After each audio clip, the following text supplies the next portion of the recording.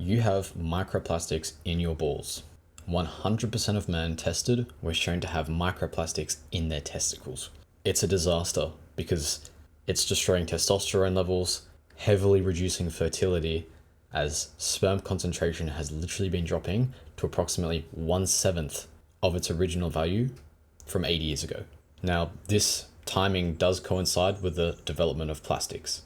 Yes, and today 15% of childbearing couples worldwide suffer from infertility, and it is increasing. It's getting worse. So if you're a teenager or your early 20s, you might have a bit of challenge having a kid, getting fertile, being able to naturally go through the process, right? Which is very worrying. Not all hope is lost because I'm here to save you. I'll explain exactly what microplastics are, where in the body they are, and how to detox them, get them out of your system, and increase your testosterone levels and save you from this plastic apocalypse. So firstly, what are microplastics? So microplastics, they are basically these little particles of plastic that are smaller than 5 millimeters. And there's also nanoparticles, so nanoplastics, which are even smaller. They're less than 1 micrometer in size, which is extremely tiny. And these are the ones that are going through your bloodstream and throughout your body, right? Same with micros. These take hundreds or even thousands of years to break down. It's seen in the environment. There's plastic everywhere on the ocean, washing up on beaches everywhere, right?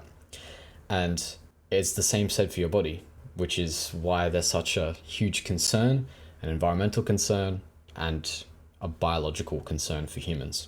Because once they're in your body, they might never break down, never leave, and just permanently leave you with increasing amounts of microplastics in your body, which is not ideal. Where are microplastics in the body? Well, they've been found in a lot of parts of the human body, almost every part. So literally the lungs, the liver, kidneys, your spleen, so the part that's just here off the stomach. So like it should be just around here. Your spleen, it's in there's even parts in your brain as well, because your blood goes to your brain and there's microplastics in your blood. Practically every part of your body, as well as the ovaries, so the eggs, your intestines, almost every part of your body.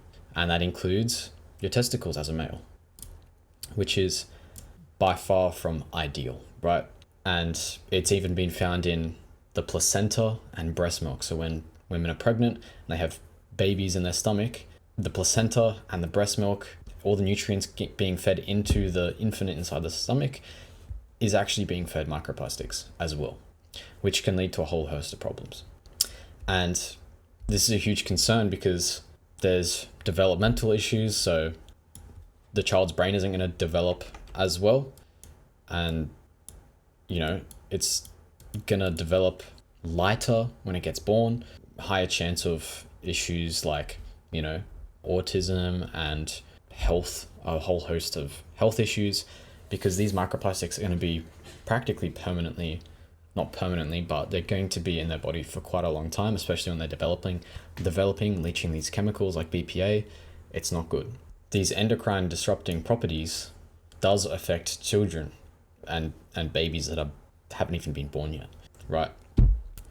So how do these chemicals actually get into the body? How do we actually intake microplastics and nanoplastics into our body? Basically, there's 3 main ways. So you've got inhalation, so through air and like breathing in basically. So we've got air, and we've got ingestion, so eating the foods that we eat, so pizzas, all foods like meats, like fish have lots of microplastics because they're in the ocean, and the ocean has plenty of plastics. Like every country basically, especially China, they're a big culprit of just dumping plastic into the ocean. So, and we've lastly got skin absorption. So and especially polyester. So with inhalation, how it works is you basically are breathing in dust and air pollution, especially in cities where there's like heavy amounts of air pollution and near busy roads where cars are going along the roads knocking up dust into the air. A lot of the dust just has microplastics in it, so you're just breathing it in. So if you have a dusty room and you dust it without cleaning it properly, there's going to be quite a bunch of dust and air particles and microplastics in the air that you'll be breathing in. So eating food as well. So we've got literally just eating ordinary like meats and fishes and all your packaged foods in plastics, like your frozen reheated meals, all made in plastic, stored in plastic. It's all got microplastics in it and nanoplastics. Water as well. Bottles of water, they're contaminated with microplastics. It's actually said that a single bottle of water, just the ones that you can buy from your grocery store that are packaged in the multiple packs, and it's just a plastic bottle of water you under the cap and drink. That one of those has said to have enough microplastics and BPA to disrupt 90% of the androgen receptors in your body, those are needed for testosterone production. Up to 10,000 particles of plastic per liter of that water. So that's quite a lot that you'd be ingesting drinking out of a plastic bottle. By pairing that with androgen receptors being nullified by this BPA, it's then promoting more estrogen receptors. That and seafood, these are the biggest culprits. So plastic bottles and seafood. Seafood has quite a lot of microplastics. You've probably seen those videos of people like cutting open fish and having like chunks of plastic in there. What you can see, you don't even see the micro and nanoplastics in there, like meat, the skin, everywhere. So the worst offenders of this, especially where you can get fish from, is China. China has very high pollution, and you pair this with importing fish and stuff from China, it's just riddled with plastic, basically. It's more of a plastic fish than it is a fish. And lastly, clothing, skin absorption. So they can pass through your skin, especially if you're sweating or wearing synthetic fabrics, so polyester. So those gym clothes that you wear, those stretchy ones that can somehow absorb a lot of the sweat that you take, those ones are leaching chemicals and microplastics into your skin, and you don't even realize it, but it is affecting your hormones, your testosterone, and secretly, killing and affecting a lot of things in your body. So there was a study that literally confirmed that microplastics can alter the skin barrier, allowing them to enter the bloodstream. Just from wearing polyester and being in polluted areas, the microplastics can literally just get absorbed into your skin and actually get into deep tissue layers and into the bloodstream. Chemicals from BPA and whatever other chemicals there are from polyester leaching and stuff like that. So you want to stay away from this. Fishes, plastic bottles, you want to get your fish from ethically sourced, not polluted areas. So areas that are clean, they keep a clean place. They don't sort of farm them in really heavily polluted sort of areas. So what do they do to the body? Or I should say effects.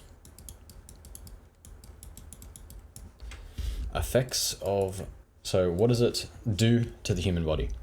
What is their effect? How do they, alter your hormones? How do they block certain androgen receptors? What do they do, right? So the human studies are still limited on this. That doesn't stop you from seeing the causation and similarities, right? Because there have still been human studies and effects of microplastics, but in 2021 found that microplastics accumulate in the gut, which cause inflammation and disrupt the gut biome. So when you have a plastic that's extremely tiny and you have these filtering parts in your gut, bad things from getting into the bloodstream and like being digested and stuff like that. These basically block these little microplastics from going through. But what happens is then they build up and they get stuck. And what this can cause is actually damaging this filter and causing gaps for them to then seep through and get into your bloodstream, get into your digestive tract, your blood, everywhere. It then builds up, and if you consume enough, it'll build up quite a big amount.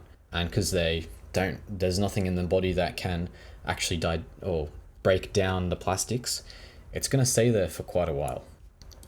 And I mean, the plastics are said to not break down for 1,000 or something years, right? So you're going to be well dead before that, and you're going to have a huge amount of plastics just sitting in your stomach and your gut. So that will heavily impact your gut biome, and which subsequently affects things like inflammation, which then affects stress and oxidative stress and, a whole host of things. So it also affects your reproductive health. So your testicles. It'll affect the testosterone production. So testosterone won't be as healthy, grow, and won't be produced as efficiently.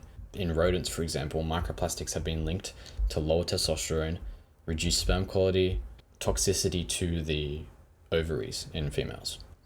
And this exposure to polyestyrene microplastics actually caused testicular inflammation and reduced fertility rate in male mice, which reduced the amount of mice that they could produce. So there was the normal group that had a whole host of rats in a family, like they produced and gave birth to. And then there was the ones that were subject to microplastics and BPA and stuff like that, and they only had.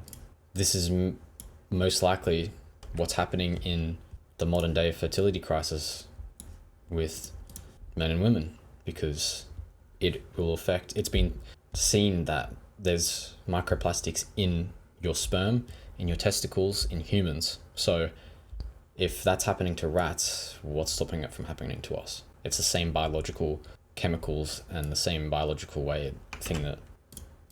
So at the end of the day, it affects us too. Not only this, but your brain health. It affects your brain. So the blood going into your brain carries microplastics, and microplastics can cross the blood-brain barrier in mice, leading to neuroinflammation and symptoms similar to Parkinson's disease. And some experiments have even shown that these nanoplastics and microplastics can aid in the development of autism as well. Not great. So it affects also the immune system. So microplastics can trigger excessive immune activation and chronic inflammation. There was a study that showed that microplastics caused oxidative stress and immune dysfunction in human lung cells. So in your lungs, it will cause cardiovascular disease. It'll cause cardiovascular issues. So now that that's been covered, so are microplastics really that bad for humans? Like, is it really like something we should be worrying about? Or is it something we can like kind of get by? They are bad. Are they? So are they really that bad? Yes. We've been consuming them for decades, and we're not all dropping dead or going infertile. There's still people having children. It's not gotten to that worse of a state yet. So are they really that bad? We're essentially running a global experiment on ourselves, and the long-term effects aren't still known. They're still unknown. So we don't have that much research and that many studies about it. The data and the experiments done on animals and the relations towards humans clearly shows that there is actually an issue.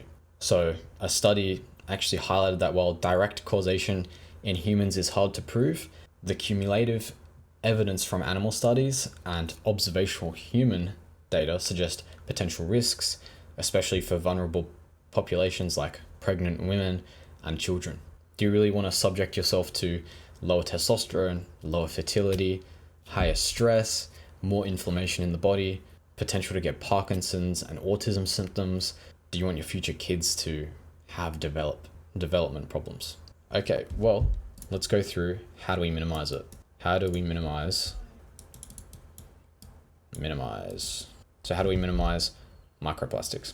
The first step, inhalation. How can we minimize the intake of microplastics through inhalation? Well, you can breathe through your nose.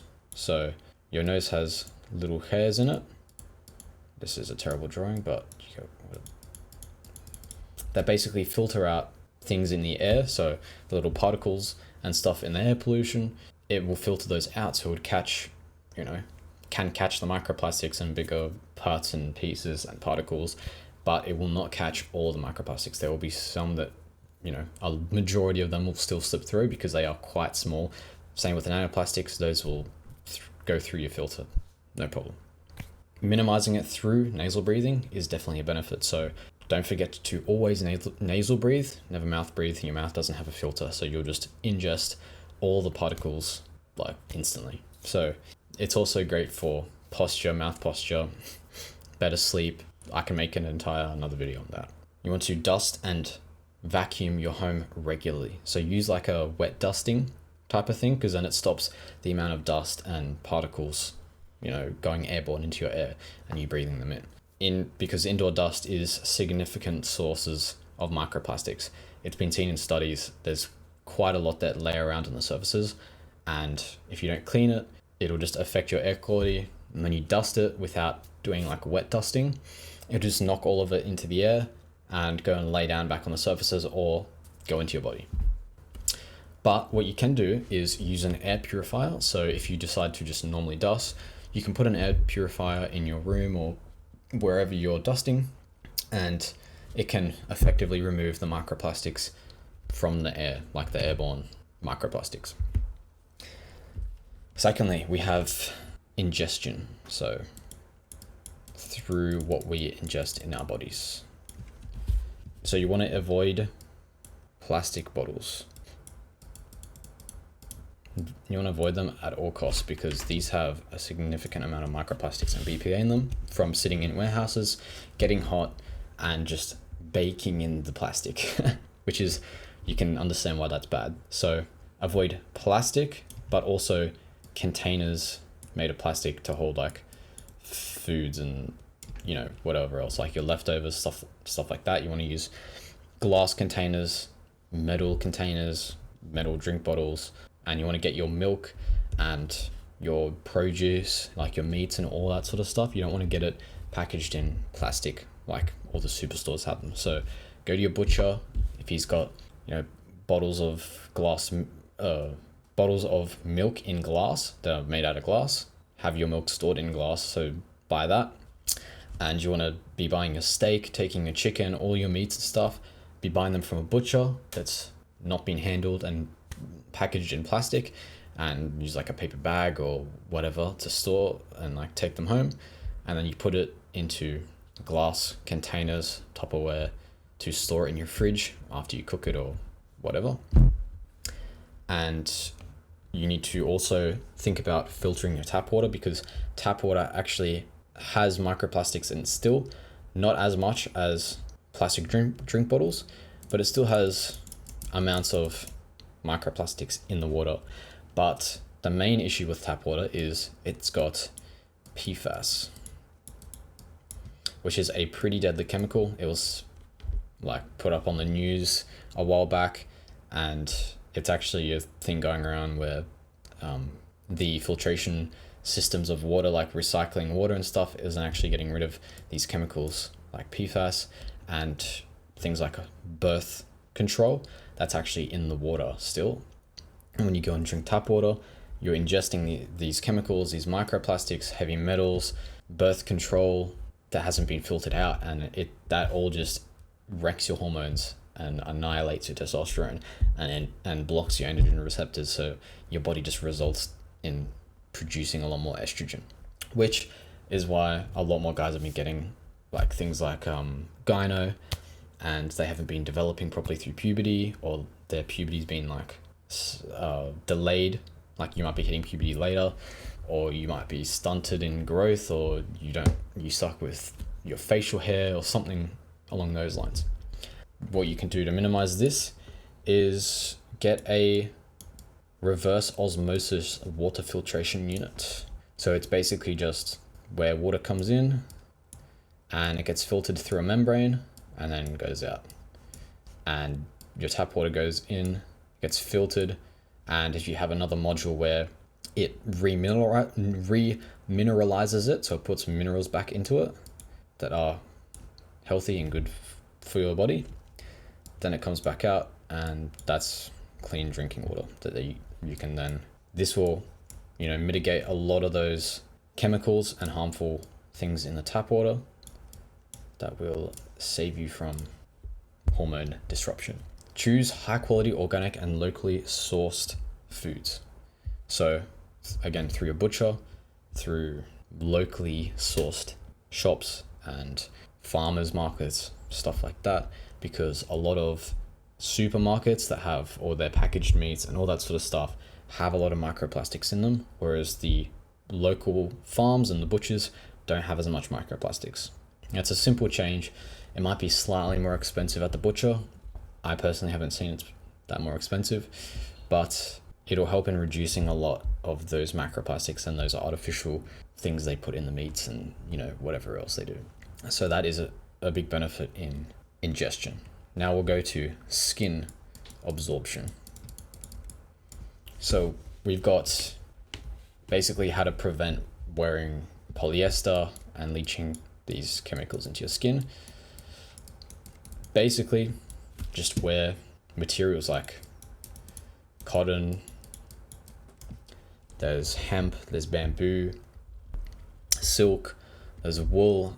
There's plenty of options that are natural and fine to wear that are healthy for the body, not like polyester and elastane and those terrible chemical filled. You're literally wearing plastic. So imagine getting a plastic bag, cutting it into a shirt, and then putting that on. That's what basically polyester is. Because if you watch the process of how they actually make polyester clothing, they basically just put a solid stick of plastic into like this melting machine, and it comes out in like these strands, and they just grab the strands and make it into like this plastic fabric. And it's just plastic that you're wearing at that rate. So when you get hot and sweaty working at the gym, the chemicals are getting heated up and it's just enabling it all to leach into your skin while you're working out and sweating, because your skin opens up, your pores open up when you sweat. So it just has more of a chance to leach in microplastics and chemicals. So stay away from polyester, elastane, all those synthetic materials. You can go look up more about synthetic like materials if you're not sure which ones to avoid. Just make sure it's cotton, wool, like bamboo, linen, those type of materials. Because there's been studies that have found that polyester clothing does release microfibers into the air, microfibers of plastic, and onto the skin as well, leaching microplastics and chemicals like BPA straight into the skin and into deeper tissues in your arm and wherever else you're contacting. This also goes for your underwear.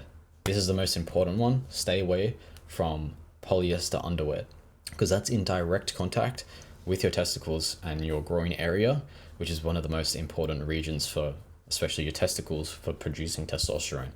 And if you have chemicals leaching directly into your testicles and microplastics, destroying your ability to produce testosterone, you're blocking androgen receptors, so you're less susceptible to creating more testosterone.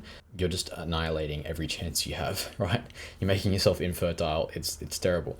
So just wear cotton underwear, or try to not wear underwear wherever you can. Obviously, if you're going out, wear it, but yeah, just try it, because obviously you want to keep your testicles as cool as possible, because they're meant to be cool. They're not meant to be, tight and close to your body, which is what underwear does. It pushes them up close to your body and makes them hot, and it's just bad for them. So as well as this, use natural skincare and hygiene products that are fragrance free and like chemical free, don't have like aluminium and all that trash stuff in it, because there's a lot of microplastics that are actually in a lot of personal care and skincare products.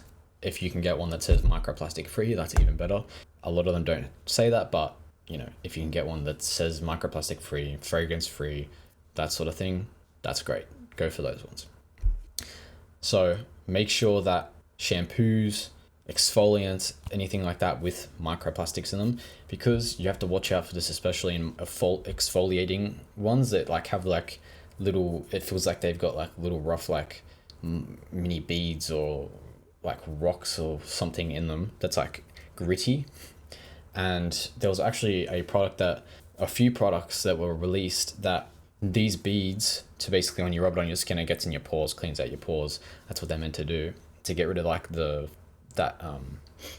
oil and the stuff that's in the pores on your nose and in your face. And there was actually a few companies that made these little beads out of plastic. So you were literally rubbing balls of plastic like and mini like beads of plastic into your pores and into your skin, which was directly just giving yourself microplastics and just toxicity into your skin, which is terrible. It's like, who would make that? And luckily they were banned pretty fast, so you don't necessarily have to worry about that anymore. You just double check, make sure. And now we go on to how to excrete them through detoxification. So we minimized it. Now, if we want to actually get rid of and detoxify the ones that are in our body currently, this is what we need to do. So detox. So our bodies aren't great at breaking down microplastics at all, but there are ways to naturally support detoxification, and that can be through helping your gut. So if there's a bunch of microplastics building up in your gut, you can actually eat fiber, probiotics, and prebiotics to keep your stomach and your gut moving around and passing through, so you can quickly get rid of the microplastics that do come into your gut, and you release them out into the toilet or wherever you need to go. And a healthy gut biome is important, which can help bind and excrete environmental pollutants. Sweating as well. So sweating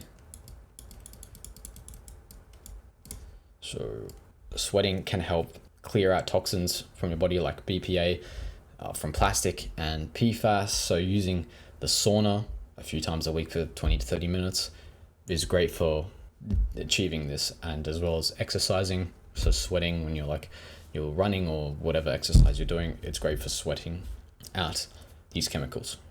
So don't forget to do your exercise and sauna, because that'll greatly help with detoxifying your body. And staying hydrated, because your body can replace the fluids, the toxins, through a new supply of water and naturally release it out of the body. As well as this, eating a nutrient dense is important to help subside the downsides of microplastics and to improve overall health and hormone balance. Make sure you're getting all the amount of foods that you need. You might have salads and carrots maybe, whatever else you'd have.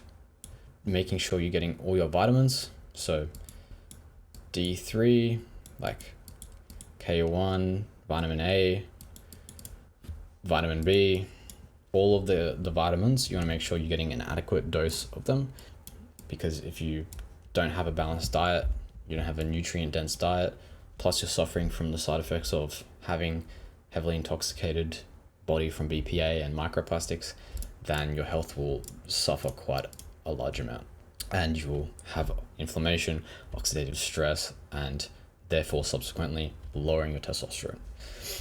So making sure you're getting, again, all the vitamins, especially vitamin D. So get like 4,000 up to 2,000 to 4,000 IU daily. That's the recommended amount. Avoiding alcohol as much as possible, because alcohol can damage things like the Leydig cells and impairs Sertoli cells, which actually are cells in the testicles and are a primary source of testosterone in men. Now, beer as well. You might be drinking a bunch of beer. Beer has phytoestrogens in it, which is basically just a plant version of estrogen. but it still does perform similar actions to estrogen in the human body. So you want to be avoiding that. Avoiding smoking. So avoiding smoking, avoiding processed foods. So like seed oils and things like canola oil, vegetable oil, processed garbage like fast food, all that sort of junk. Avoid that. All right, so now we're on to mitigating the damage. So if you do have a bunch of microplastics, BPA toxicity in your body, you can mitigate it and help to fight against it by basically just increasing the amount of health that your body can produce basically for you, right? You can mitigate the damage, the potential damage. So what you can do to help this is boost your immune system. Boost your immune system, get enough sleep, reduce your stress, and eat antioxidant-rich foods. Vitamin C and E can reduce oxidative stress caused by environmental toxins. You want to also support your reproductive health, so through your testes. And this means focusing on things like zinc, healthy fats, and regular exercise. There was actually a study that showed that zinc supplementation can counteract the reproductive toxicity of microplastics in rodents. So this will go the same for humans. So supplement zinc to counteract that toxicity of microplastics in your testicles and actually achieve a lot better reproductive health, which will subsequently increase your testosterone. And zinc also helps with androgen development, so supplement it. This increases your androgen receptiveness and the amount of androgen receptors you'll have in your body, further increasing testosterone. Reducing inflammation, so you need to do things like grounding yourself. Just go walk barefoot on grass, or go sit just on grass or anywhere on the earth, and avoid smoking and pollution. Grounding can reduce inflammation and oxidative stress by bodily contact with the Earth's natural electric charge. So it helps your joints, can make you get rid of pain in your body. It's really effective. Weirdly enough how it works, but it is effective. You can go research it. It's shown to work. And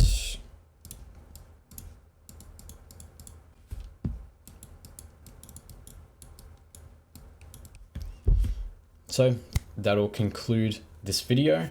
I hope that you can understand how to now avoid plastics in the environment. Don't stress about it. You won't be able to reduce all the microplastics that you'll be exposed to. It's everywhere.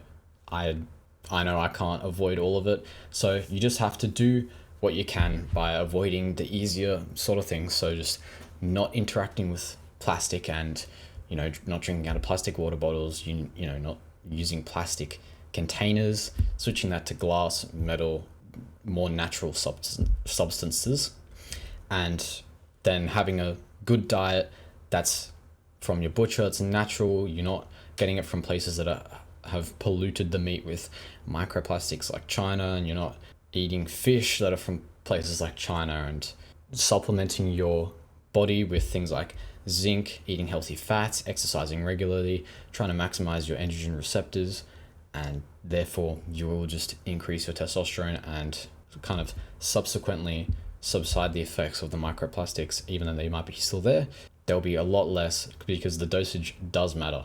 The dosage of microplastics does matter. If you're just trying to ingest as many as you can versus someone who's trying to reduce it, they'll have a massive difference in hormone balance.